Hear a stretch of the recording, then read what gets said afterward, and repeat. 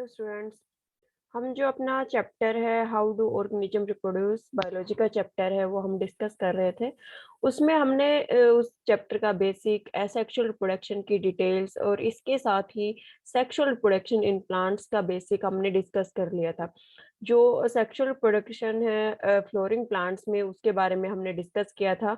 इसके साथ फ्लावर के कौन कौन से पार्ट है वो जो सेक्सुअल रिप्रोडक्शन है उसमें पार्टिसिपेट करेंगे उनकी डिटेल्स हमने पढ़ ली थी। इसके साथ ही पोलिनेशन की डिटेल्स हमने पढ़ी थी कि पोलन ग्रेन्स है वो कैसे स्टिग्मा तक पहुंचते हैं, वो सारी की सारी बातें हमने डिस्कस कर ली थी। आज की क्लास में हमें डिस्कस करना है फर्टिलाइजेशन के बारे में कि जो पोलन ग्रेन्स है वो फ्लावर की जो ओवरी है वहां तक तो पहुंच चुके हैं, तो फिर आगे जो फर्टिलाइजेशन की प्रोसेस है वो कैसे चलेगी वो हमें यहाँ पे देखना है। तो स्टार्ट करते हैं। तो फर्टिलाइजेशन फर्टिलाइजेशन की process same as it is जैसे ह्यूमन बीइंग में होती है कि भाई दो गैमेट्स की रिक्वायरमेंट होती है और दोनों का मेल एंड फीमेल गैमेट है, दोनों का फ्यूजन होगा और जाइगोट की फॉर्मेशन होगी।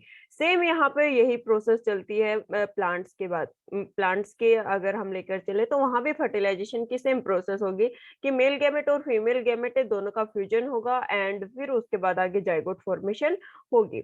लेकिन फिर बोलोगे कि ये तो दोनों प्लांट्स अलग है, ह्यूमन बीइंग अलग है, दोनों में सेम कैसे हो रहा है? लेकिन जो प्रोसेस है फर्टिलाइजेशन की, दोनों में फर्टिलाइजेशन का मतलब है क्या? Fusion of gametes. दोनों में होना तो क्या है? गैमेट्स का फ्यूजन ही है। तो जो फर्टिलाइजेशन की प्रोसेस है वो plants as well as animals में दोनों में होगी। मेथड दोनों का अलग अलग होगा। प्लांट्स में अलग तरीके से फर्टिलाइजेशन हो रहा है और ह्यूमन बीइंग में फर्टिलाइजेशन की प्रोसेस अलग तरीके से हो रही है। तो फर्टिलाइजेशन है उसकी डेफिनेशन क्या होगी? Fertilisation is the process of fusion of the male and female gamete. Male और फीमेल गैमेट है उसका फ्यूजन हो रहा है which take place in the embryo sac present in the ovule. कहाँ पे होगा? प्लांट्स के अंदर। कहाँ पे? ओवरी के अंदर एम्ब्रियो सैक प्रेजेंट होते हैं और एम्ब्रियो सैक के अंदर ओव्यूल प्रेजेंट होता है, वहां पे फर्टिलाइजेशन की प्रोसेस है वो कंप्लीट होती है। प्लांट्स में जो फर्टिलाइजेशन की प्रोसेस होगी, मेल एंड फीमेल गैमेट्स हैं उनका फ्यूजन होगा, वो एम्ब्रियो सैक के अंदर जो ओव्यूल प्रेजेंट है उसके अंदर होगा। प्लांट ओवरी के अंदर एम्ब्रियो सैक प्रेजेंट होता है और एम्ब्रियो सैक के अंदर ओव्यूल प्रेजेंट होता है। वहां पे ये जो फर्टिलाइजेशन की प्रोसेस है ये कंप्लीट होती है। ये एक बार आप देख लो कहाँ कैसे कैसे एम्ब्रियो सैक प्रेजेंट है और ओव्यूल की स्ट्रक्चर क्या है। तो ये जो स्ट्रक्चर है ये हमारे पास ओव्यूल की स्ट्रक्चर है, एक सिंगल ओव्यूल की स्ट्रक्चर है। इसके अंदर क्या प्रेजेंट है? ये जो पार्ट है पूरा का पूरा, ये वाला जो पार्ट है ये क्या है? Embryo sac. और इसी के अंदर ये जो ओव्यूल का जो स्ट्रक्चर है उसके अंदर एम्ब्रियो सैक प्रेजेंट है, उसी के अंदर ये पूरी की पूरी प्रोसेस कंप्लीट होती है। तो जो एम्ब्रियो सैक का ऊपर वाला हिस्सा होता है इसके अंदर प्रेजेंट होती है एंटीपोडल्स। लेकिन जो एंटीपोडल्स है इनका जो फर्टिलाइजेशन की प्रोसेस है उसमें कोई भी काम नहीं होता। ये जब फर्टिलाइजेशन की प्रोसेस कंप्लीट हो जाती है तो उसके बाद जाइगोट के चारों तरफ एक लेयर की फॉर्मेशन करती है जो कि जाइगोट को प्रोटेक्शन का काम करेगी। जाइगोट का प्रोटेक्शन है वो प्रोवाइड करती है। फिर उसके बाद बात करते हैं मिडल पार्ट की। जो एम्ब्रियो सैक का मिडल पार्ट है इसके अंदर प्रेजेंट है सेकेंडरी न्यूक्लियस। सेकेंडरी न्यूक्लियस को हम पोलर न्यूक्लियाई भी बोलते हैं। सेकेंडरी जो न्यूक्लियस है इसको हम पोलर न्यूक्लियाई बोलते हैं।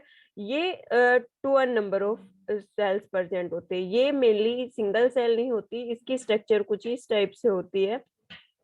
कुछ इस टाइप से इसकी स्ट्रक्चर प्रेजेंट होगी।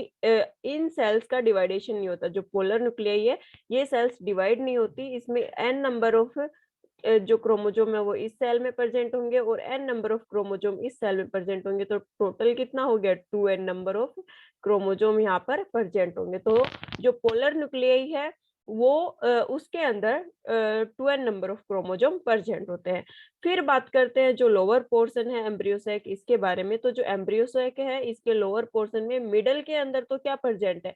मिडल में प्रेजेंट होगा यहाँ पे एग। मिडल में एग प्रेजेंट होगा और इसके एग के दोनों साइड में क्या प्रेजेंट है? सिनर्जिड्स प्रेजेंट होते हैं। सिनर्जिड्स हो ये प्रोटेक्शन और न्यूट्रिशन प्रोवाइड करने का काम करेंगे। किसको? एग को। सिनर्जिड्स हैं ये एग को प्रोटेक्शन प्रोवाइड करेंगे, साथ में इसको नरिशमेंट भी प्रोवाइड करेंगे। तो एम्ब्रियो सैक के अंदर टोटल जो टोटल सेल्स प्रेजेंट है वो 7% है। 3 ये हो गई, 3 ये हो गई और 1 ये हो गई। टोटल सेल कितनी प्रेजेंट है? 7। लेकिन जो न्यूक्लियस है वो कितने प्रेजेंट होते हैं? 8। कैसे? यहाँ पे हमने क्या बोला था, यहाँ पे ये 2 सेल्स इकट्ठी हैं, इस टाइप से ये सेल्स प्रेजेंट होती है और इन दोनों के अंदर एक-एक न्यूक्लियस भी प्रेजेंट होगा। दोनों के अंदर न्यूक्लियस प्रेजेंट है। टोटल न्यूक्लियस कितने हो गए? 1 इसका हो गया, 1 इसका एंड 1 इसका। 3 और 4, 5, 6, 7, 8। टोटल न्यूक्लियस कितने हो गए? 8। तो जो एम्ब्रियो सैक है उसके अंदर 7 सेल्स प्रेजेंट होती है और इसके साथ 8 न्यूक्लियस प्रेजेंट होते हैं।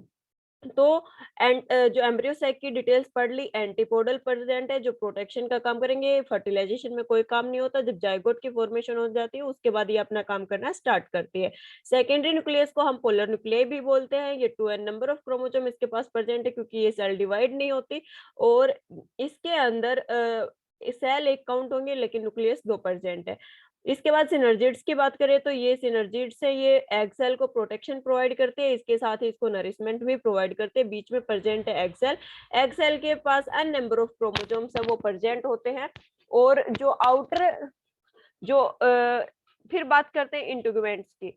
जो इंटेगुमेंट्स हैं ये क्या काम करते हैं? ये मेनली प्रोटेक्शन का काम करते हैं। जो एम्ब्रियो सैक है उसका प्रोटेक्शन है, उसका काम कौन करेगा?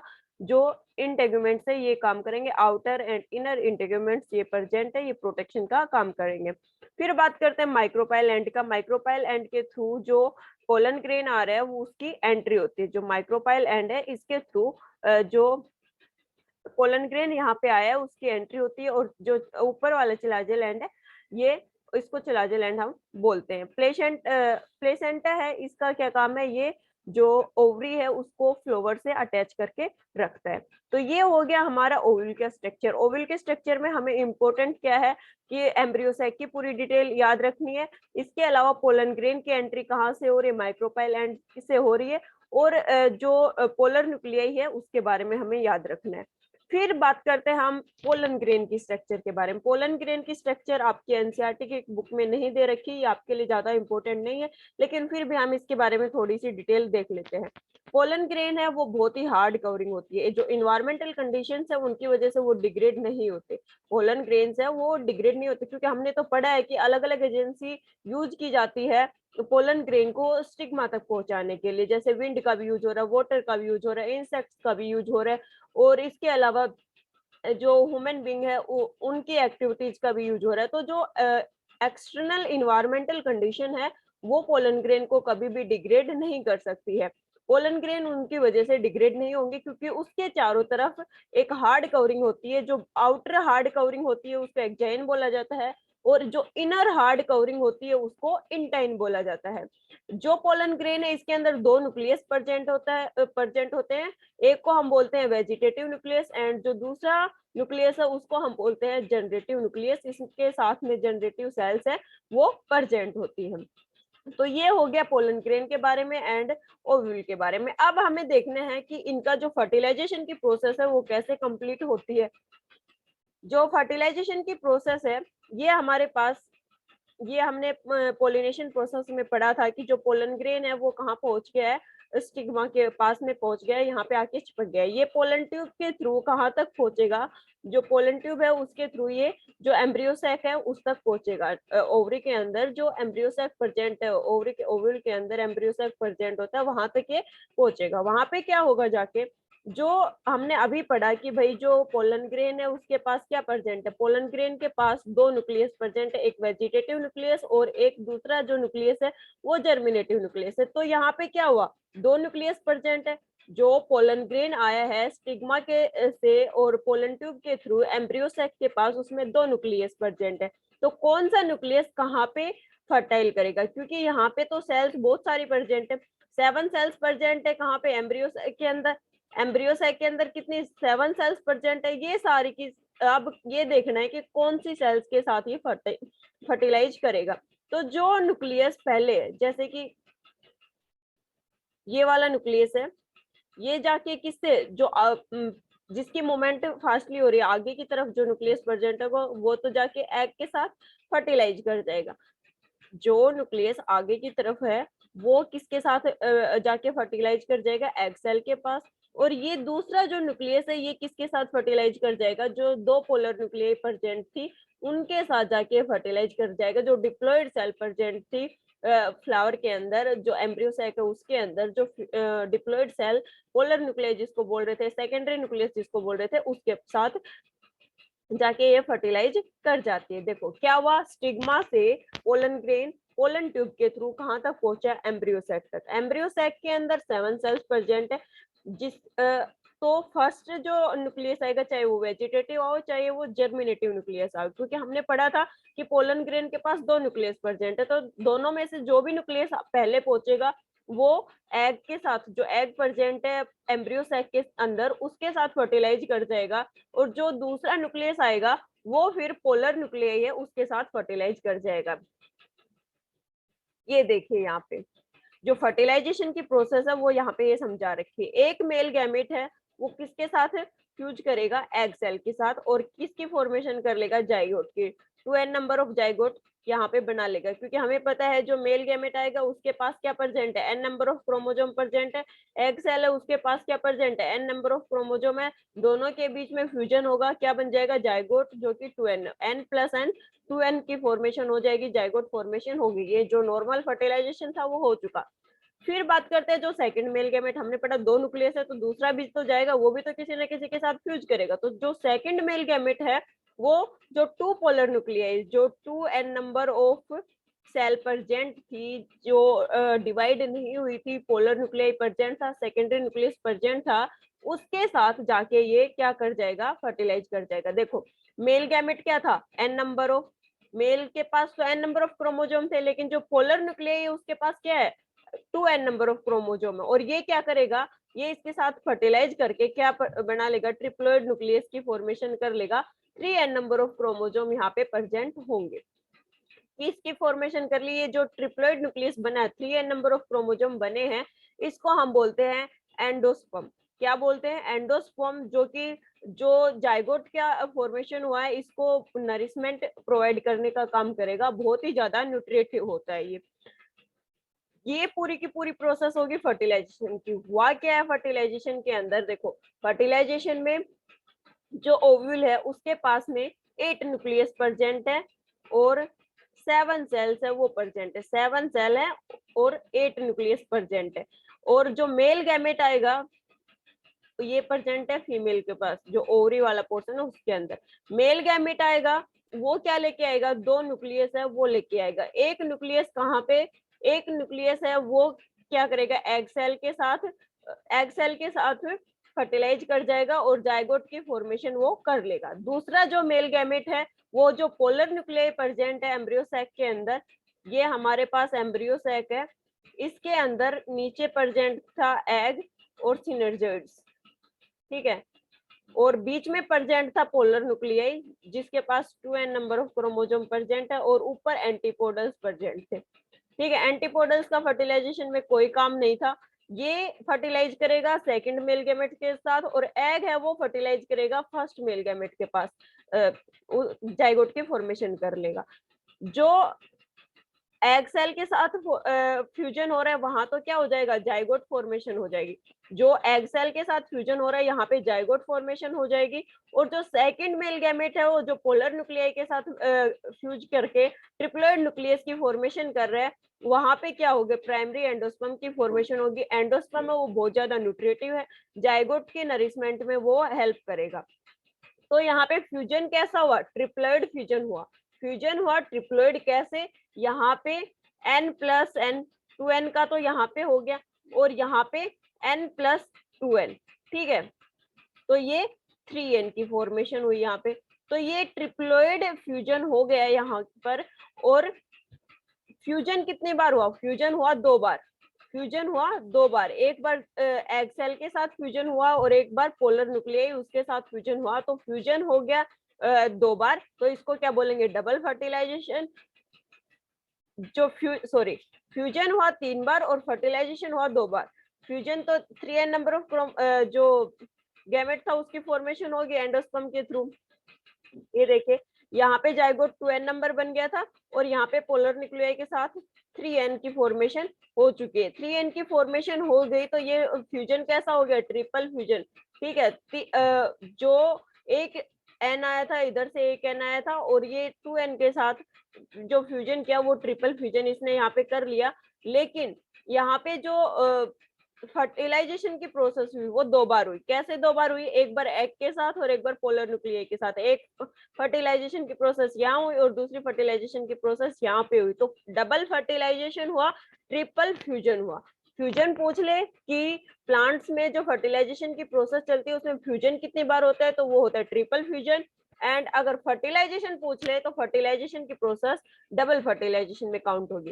Syngamy plus triple fertilisation. Syngamy का मतलब जो गैमेट्स का फर्टिलाइजेशन हो रहा है उसको बोलते हैं सिनगैमी, फ्यूजन ऑफ गैमेट्स उसको बोलते हैं सिनगैमी। तो सिनगैमी मतलब यहाँ पे जो male and female gamete, egg cell और मेल गैमेट का फ्यूजन हुआ था, ये सिनगैमी प्रोसेस में काउंट होगा और ये जाइगोट की फॉर्मेशन यहाँ पे हो गई है। ठीक है, और ट्रिपल फ्यूजन यहाँ पे जो सेकंड मेल गैमेट आया था उसका और जो पोलर न्यूक्लियाई प्रेजेंट है उसका जो फ्यूजन हुआ है वो हो गया ट्रिपल फ्यूजन, और ये किसके इक्वल है, डबल फर्टिलाइजेशन के इक्वल इसको माना जाएगा। अब देखते हैं इसके नोट्स। ये देखिए, जो हमने फर्टिलाइजेशन की प्रोसेस पढ़ ली थी, उसके बाद आफ्टर पोलिनेशन क्या हुआ, पोलन ग्रेन्स है वो स्टिग्मा पे आकर चिपक चुके थे और पोलन ट्यूब के थ्रू कहाँ पहुंच गए, पोलन ट्यूब के थ्रू ये ओवरी तक पहुंचेंगे।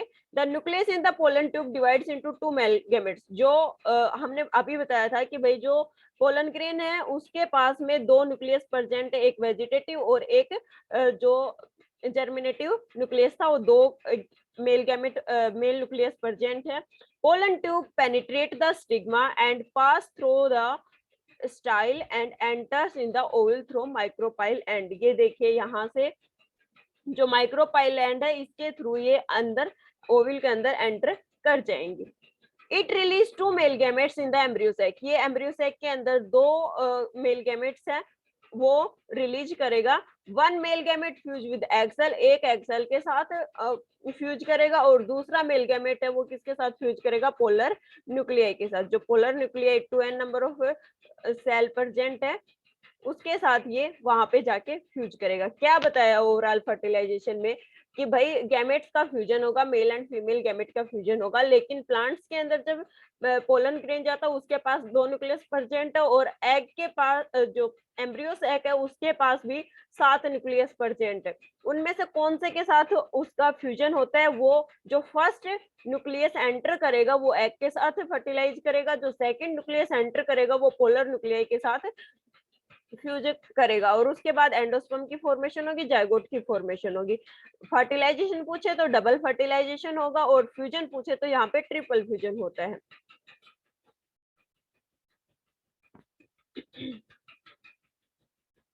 डबल फर्टिलाइजेशन की प्रोसेस कैसे हुई, डबल फर्टिलाइजेशन की प्रोसेस जो एक बार एक जो न्यूक्लियस था वो कहाँ पे आके एग सेल के साथ फ्यूज कर गया है और जो दूसरा न्यूक्लियस था वो किसके साथ, पोलर न्यूक्लियाई प्रेजेंट है उनके साथ फ्यूज कर गया है।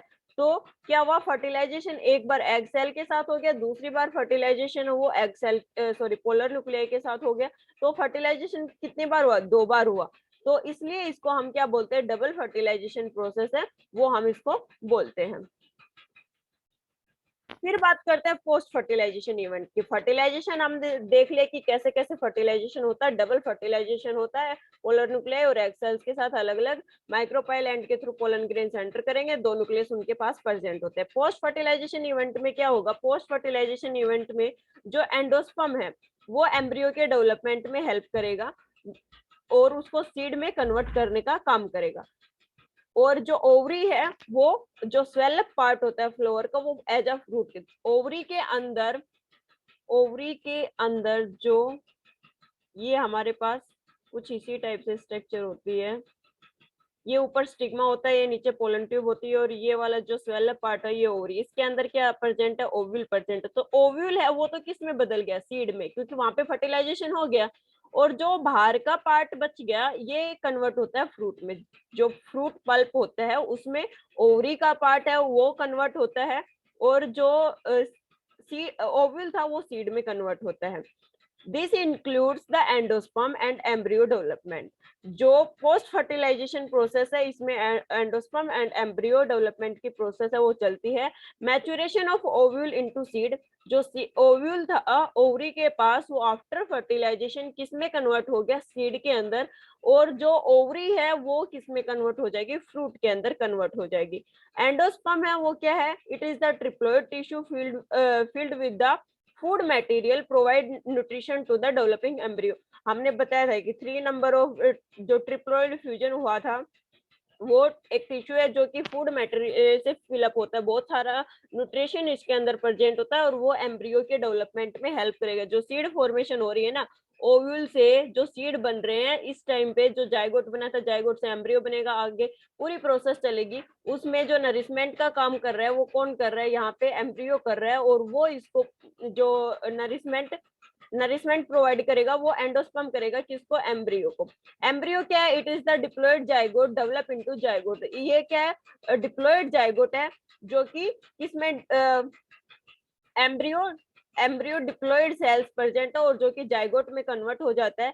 It always starts with the formation of endosperm, और इसकी फॉर्मेशन कहाँ से होती है, एंडोस्पर्म से, वहां से इसकी पूरी प्रोसेस, क्योंकि वहीं से इसको नरिशमेंट मिलना स्टार्ट होता है। फ्रूट की बात करें तो जो ओवरी है, ओवरी का पार्ट है वो किस में कन्वर्ट होता है, फ्रूट में कन्वर्ट होता है। Formation of fruit and seed is simultaneously. Fruit is the result of fertilization, fruit है वो किसका रिजल्ट है, फर्टिलाइजेशन होगा तभी तो सीड फॉर्मेशन होगी, और सीड फॉर्मेशन होगी फिर उसके बाद बाहर की जो ओवरी है वो सीड फ्रूट में कन्वर्ट होना स्टार्ट होती है। तो ये जो हमारा फर्टिलाइजेशन प्रोसेस थी फ्लोरिंग प्लांट्स में, उसका पूरा का पूरा हमने कवर कर लिया है कि फर्टिलाइजेशन कैसे होगा, कैसे कैसे ये जो इसके पार्ट्स है वो काम करते हैं, कैसे डबल फर्टिलाइजेशन होता है, पोलर न्यूक्लियाई का क्या काम है, और इसके साथ डबल फर्टिलाइजेशन कैसे हुआ, ट्रिपल फ्यूजन कैसे हो वो भी समझा दिया। और पोस्ट फर्टिलाइजेशन मतलब फर्टिलाइजेशन होने के बाद क्या प्रोसेस होगी प्लांट फ्लावर के अंदर,